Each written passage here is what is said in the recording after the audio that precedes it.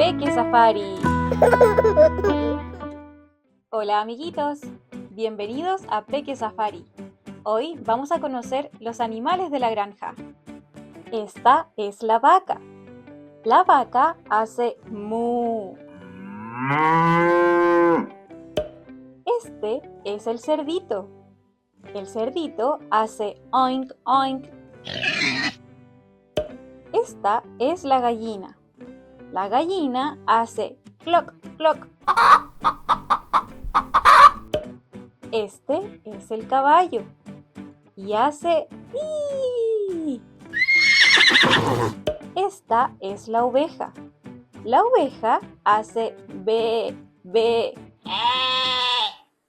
Esta es la cabra. La cabra hace me me. Este es el pato y el pato hace cuac cuac cuac.